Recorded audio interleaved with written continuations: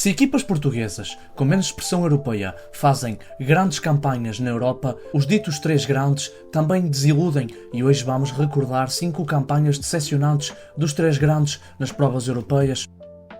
Começámos na temporada 2000-2001, havia muita euforia para os lados de Alvalade. O Sporting, com Augusto Inácio no comando, tinha-se sagrado campeão no ano anterior, 18 anos depois. Para este título, nomes como Aldo Ducher, André Cruz e Beto Acosta foram peças-chave para a temporada 2000-2001. Os Leões reforçaram-se bem. Paulo Bento e Dimas, jogadores experientes, chegaram a Alvalade, mas a joia da coroa foi João Vieira Pinto, vindo do Benfica, assinou a custo zero com o Sporting, mas divergências internas causaram instabilidade dentro do clube. O presidente José Roquete demitiu-se e deu lugar a Dias da Cunha, o seu vice-presidente. O campeonato não correu muito bem. O Sporting terminou o campeonato em terceiro lugar, atrás de Futebol Clube do Porto e Boa Vista, mas o desaire da temporada veio na Liga dos Campeões. Os Leões foram sorteados em um grupo juntamente com Real Madrid, Spartak de Moscovo e Bayer Leverkusen, em um grupo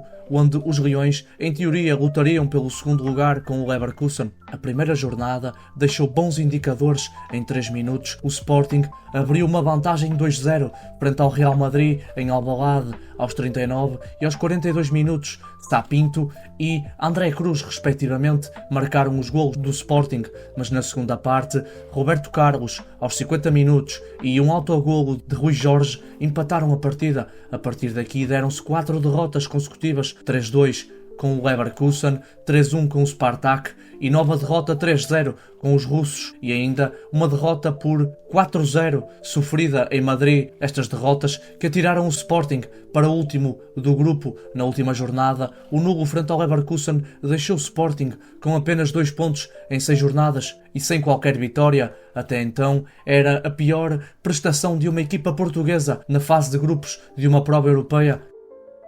Agora avançamos para a temporada 2005-2006. Nesta temporada, o Futebol Clube do Porto iria jogar a Liga dos Campeões. Os Dragões foram sorteados em um grupo juntamente com Inter de Milão, Rangers e Artemídia Bratislava. O Futebol Clube do Porto, que gozava de um estatuto no futebol europeu, já que em 2004 os Dragões tinham-se sagrado campeões europeus e mundiais, apesar de jogadores como Deco, Maniche já terem abandonado os Dragões. Neste plantel portista da temporada 2005-2006, nomes como McCarthy, Pepe ou Lucho González eram os destaques. Em termos internos, os Dragões seriam donos e senhores, já que conquistaram o campeonato e a Taça de Portugal frente ao Vitória de Setúbal. Já em termos de Liga dos Campeões, a história foi bem diferente. Em 6 jornadas, os portistas conseguiram apenas 5 pontos. Na primeira jornada, os Dragões perderam 3-2 na Escócia com o Rangers, mas a derrota inesperada viria na segunda jornada, onde os Dragões receberam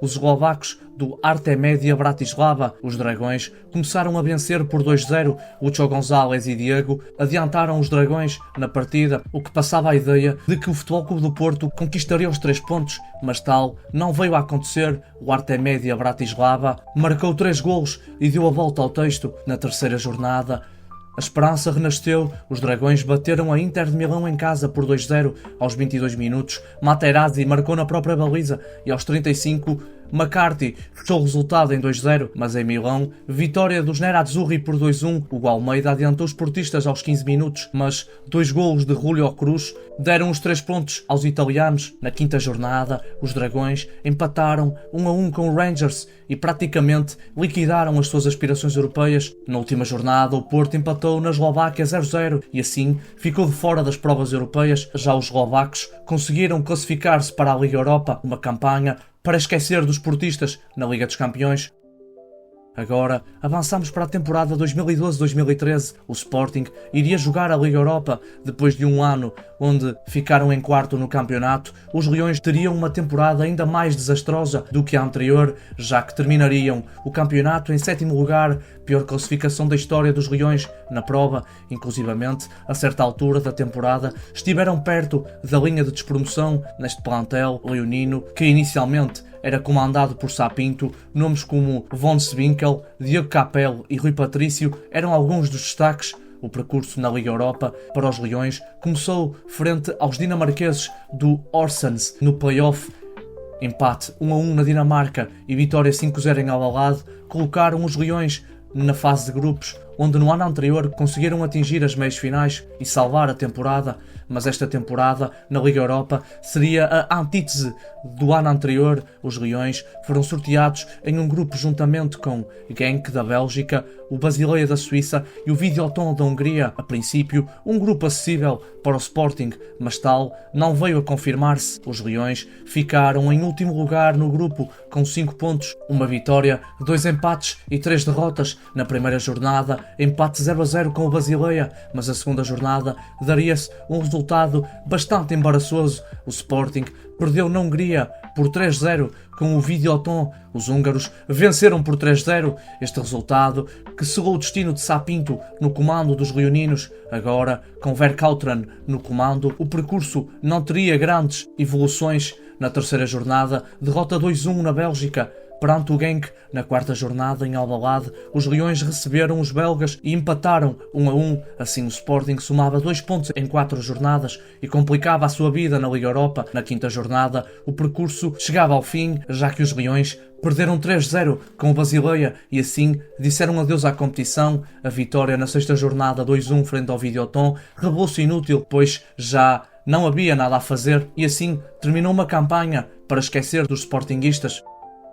Agora avançamos para a temporada 2014-2015. O Benfica era sorteado no grupo C da Liga dos Campeões, juntamente com Mónaco, Leverkusen e Zenit São Petersburgo. Um grupo relativamente acessível para este Benfica. No plantel encarnado, nomes como Maxi Pereira, Lima, Enzo Pérez ou Nico Gaetan eram destaques. O Benfica, que na temporada anterior ganhou tudo o que havia para ganhar em Portugal e foi finalista vencido da Liga Europa, mas as coisas não começaram bem para os encarnados. Na primeira jornada, perderam 2-0 em casa com o Zenit, cheio de caras bem conhecidas do futebol português, como Garay, Hulk, Witsel ou Rabi Garcia. Inclusivamente, Witsel marcou a antiga equipa aos 22 minutos. Antes, aos 5 minutos, Hulk tinha feito 1-0. O adversário na segunda jornada era o Leverkusen de Leno ou Hakan Çalhanoğlu. O Benfica perdeu por 3-1. Na terceira jornada, empatou 0-0 no Principado do Mónaco. A única vitória do Benfica nesta edição da Liga dos Campeões veio na quarta jornada.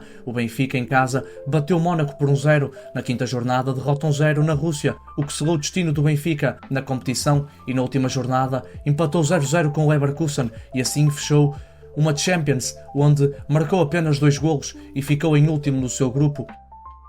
E fechamos o nosso trajeto na temporada 2017-2018, a pior campanha de uma equipa portuguesa em uma fase de grupos nas provas europeias. O Benfica, que na altura era o tetracampeão em título do campeonato português, mas no verão de 2017 tinha sofrido duros golpes nas transferências. Nomes como Ederson e Lindelof saíram para a Inglaterra. A inconstância na baliza encarnada foi tal que nas primeiras 3 jornadas da Liga dos Campeões o Benfica apresentou 3 guarda-redes diferentes na baliza: Bruno Varela, Júlio César e Sevillar. O grupo era formado por Manchester United, Basileia e CSKA de Moscovo, portanto o Benfica era favorito para ir aos oitavos de final. A primeira jornada correu mal na Luz, os encarnados perderam 2-1 com CSKA de Moscovo, depois de estarem a vencer por 1-0, mas o descalabro viria na segunda jornada. O Benfica visitou o Basileia e levou com uma sonora goleada por 5-0. Na terceira jornada, na Luz, derrota 1-0 com o Manchester United, onde o jovem guarda-redes de Sevillar não ficou muito bem visto na fotografia.